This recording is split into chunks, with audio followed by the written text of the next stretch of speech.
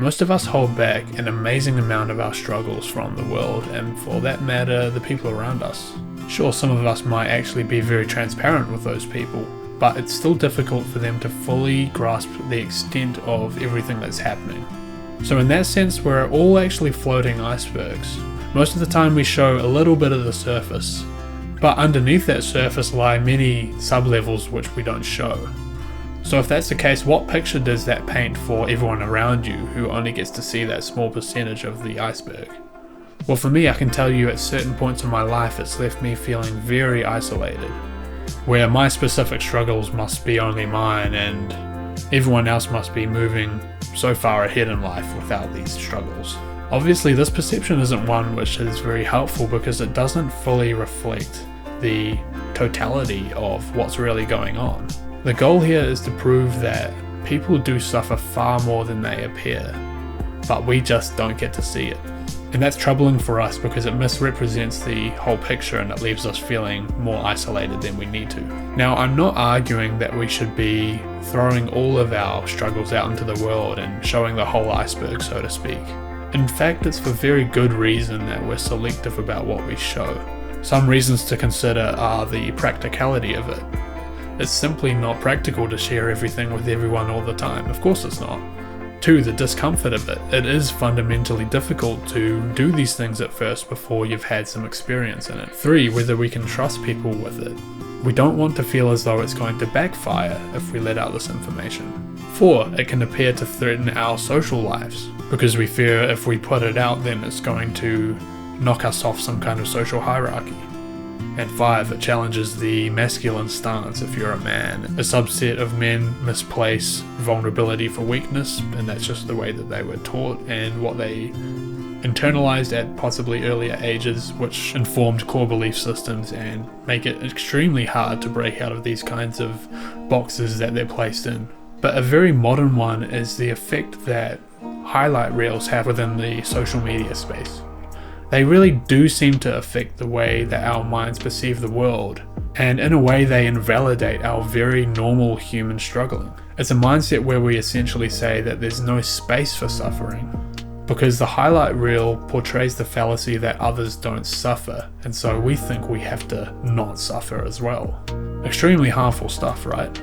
We feel a need to conform to that system, and to do so we feel like we need to block out our humanity, so we can keep up with this fear-based rat race of a perfected life, which of course in reality outside of all of that doesn't exist, other than in our heads. So those are just some of the few reasons as to why we feel as though we have to be selective and very intentional about what we share, especially pertaining to our private worlds. But the result of this holding back of the truth within yourself creates a kind of skewed perception for everyone around you. Now again, I want to preface this by saying it's not to go and start sharing everything with everyone. It's more so just the awareness of what's going on and to feel as though you can be connected again with reality, because our perceptions on reality have faltered a little bit and it's causing us strife and isolation. So because we hold back the truth, it creates a kind of elusive world where people appear more intact than they really are, which leaves us feeling as though we are the messed up ones. We can only take really small slithers of other people's experiences in terms of what they've decided to be open about, to use that as a kind of barometer to compare where we're at. But here is the core issue with this.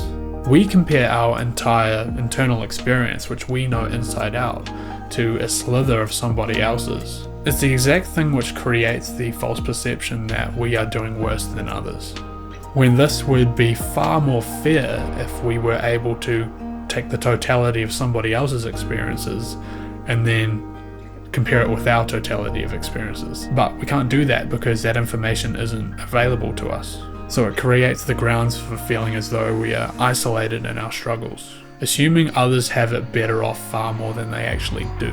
If you could look behind the curtain and see the totality of everybody's struggles, you'd probably be blown away by how much there really is. And this would be comforting because you'd realize that it's not just you. And all these perceptions that you had where you were squaring yourself off and making yourself the odd one out will likely fall apart. It's so easy to make our struggles special, but the truth is they are just simply manifestations of being human, and every single other person also has those same manifestations of being human, but they show up in different ways, to different degrees, and at different times. So when we speak this way, what we're really doing is neutralizing our issues rather than throwing our identities onto them and making them ours.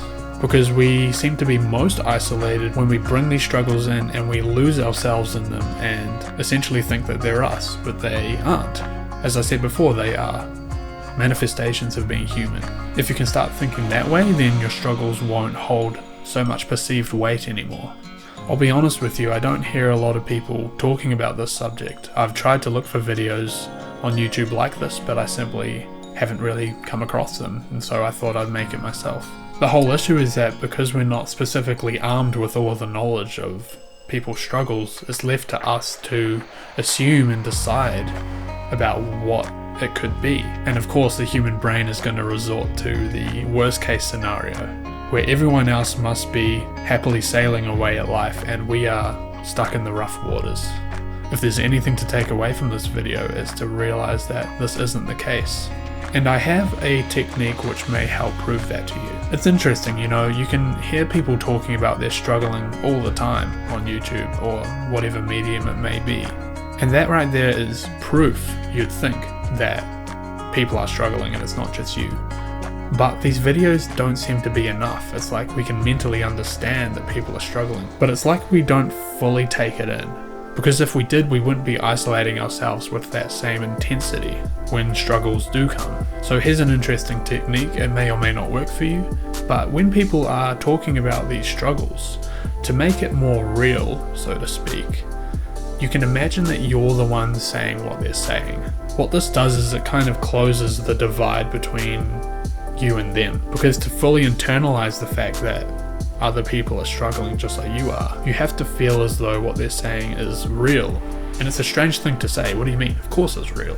But is it real in the way that it's allowing you to address the misinformed fallacy that is making you think that it's just you and your suffering? If you imagine that you're the one saying it, you might kind of realize that you say similar things when you're describing your struggle. And then it's like, whoa, okay, this is real. And in a way, it's kind of like addressing a bit of dissociation, feeling as though people aren't real.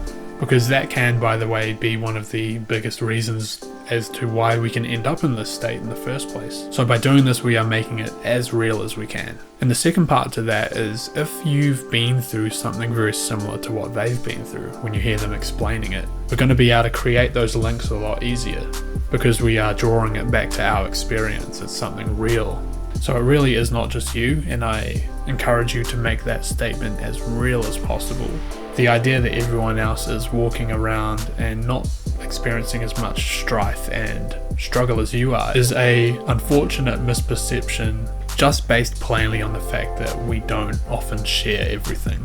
And I explained earlier in the video some of the reasons as to why. If you find yourself in a kind of isolated period again, I really hope that these points that I've made will help you break out of that, because it's not reflective of reality and it's just one of those unfortunate things that the mind does. And I truly wish you all the best in whatever you're going through, and knowing that we're all going through something too.